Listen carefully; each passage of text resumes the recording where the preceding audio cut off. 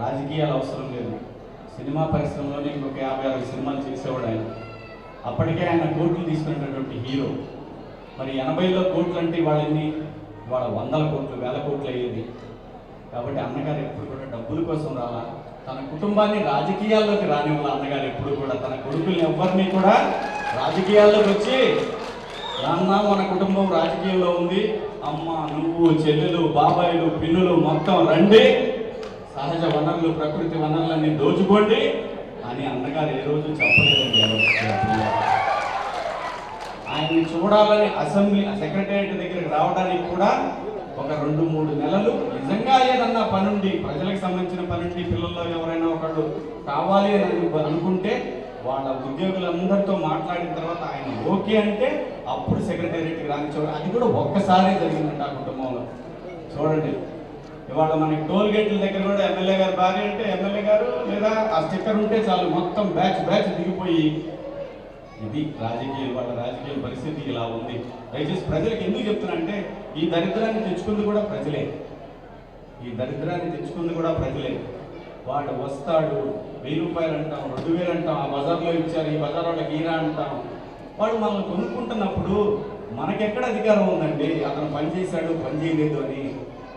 ఇదంతా రామారావు గారి టైంలో లేదండి. ఎందుకు గుర్తు చేస్తున్నానంటే రామారావు గారి టైంలో ఎప్పుడైతే ఇలాంటివన్నీ లేకుండా ఎన్నెన్నో పథకాలు వచ్చినాయి, అలాగే విద్య, వైద్యం, అలాగే రోడ్లు, ఇలాంటివన్నీ కూడా మనకి రావాల్సినటువంటి ఏవైతే ఏమంటారు ఇన్ఫ్రాస్ట్రక్చర్, ఈ ఇన్ఫ్రాస్ట్రక్చర్ అంతా కూడా రాజకీయ నాయకులు జేబుల్లోకి పోకుండా ఉండాలంటే నిజమైన నాయకులు ఎన్నుకోండి, నిజంగా ప్రజల కోసం పనిచేసే నాయకులు ఎన్నుకోండి. ప్రజలు దోచే నాయకులు కాదు, ఏదో మాటలు చెప్పి డబ్బులు సంచులు వడ్డీలు తెచ్చి 100 రూపాయలు పెట్టి 10 లక్షల రూపాయలు సంపాదించుకునేటటువంటి నాయకుల్ని దయచేసి ఎంకరేజ్ చేయకూడదు. ఏ పార్టీలో ఉన్నా కూడా ఎంకరేజ్ చేయకండి దయచేసి నిజమైన నాయకుల్ని. ఎందుకంటే ఈ మహానుభావుడు పేరు చూస్తే కొన్ని 100ల మంది రాజకీయ నాయకుల్ని రూపాయి ఖర్చు పెట్టకుండా, రూపాయి తీసుకోకుండా మహానుభావుడు ఎంతో మంది రాజకీయ నాయకులు తీసుకొచ్చాడు. ముస్లిం సోదరుల్లో కూడా నిజంగా ముస్లిం సోదరులు ఎంతమంది ఉండేవాళ్ళు రాజకీయాల్లో, అది కూడా ఈ మహానుభావుడు క్రెడిటే. ఆయన తీసుకొచ్చాడు, రాజకీయాల్లో పెద్ద పదవులు ఇచ్చాడు ఆయన మహానుభావుడు. సో ఇలాంటివి మన చేతుల్లోనే ఉందండి మన సమాజం. నాకేంటంటే ఇక్కడికి వచ్చినప్పుడు చూస్తే నాకు అనిపిస్తుంది, చూడండి మన ముందు తరం వాళ్ళు ఇంత పెద్దది కడితే ఈ తరానికి వచ్చేసరికి చూడండి ఎలా ఉందా. ఇది మన సమాజం, నేటి సమాజం ఇది. దీనికి కారణం ఎవరు?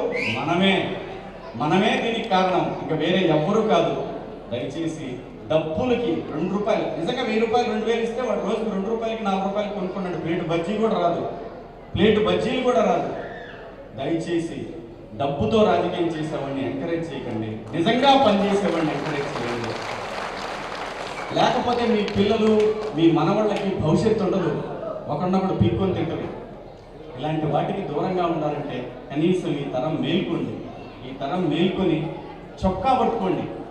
ఎవడైతే అవినీతికి పాల్పడుతున్నాడో, నిజంగా అతను మన ఎమ్మెల్యే అయినా, మన ప్రెసిడెంట్ అయినా, మన వార్డు కౌన్సిలర్ అయినా, ఎవడైనా సరే రూపాయి అడగబాకండి.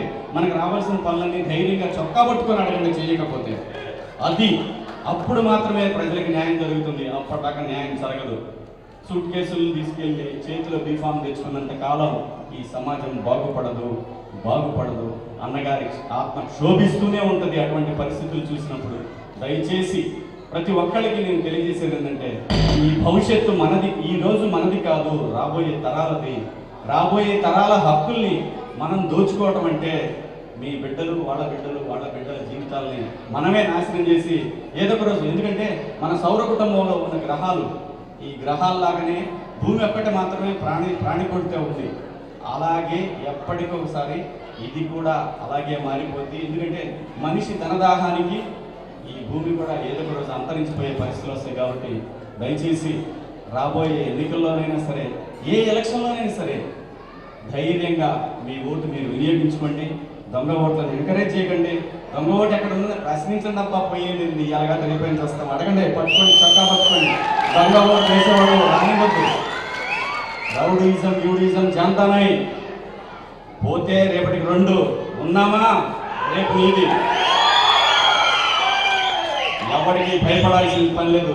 చట్టానికి భయపడండి, చట్టానికి లోబడి పనిచేయండి. అందరికీ చట్టం సమానమే, ఎవడి చుట్టం కాదు ఇది.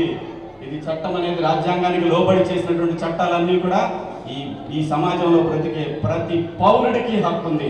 ఆ హక్కును వినియోగించుకోలేనప్పుడు మనకన్నా సన్నాసులు ఈ భూమి మీద ఎవరూ ఉండరు. దయచేసి పోరాడండి, పోరాడితే పోయేదే ఉంది. బానిస సంఖ్యలు తప్పని మహానుభావుడు చెప్పినట్టు దయచేసి రాబోయే ఎన్నికల్లో కానివ్వండి, ఆ తర్వాత వచ్చే ఎన్నికల్లో కానివ్వండి, నిలదీయండి, ధైర్యంగా ఓటేయండి. రూపాయి ఆశించి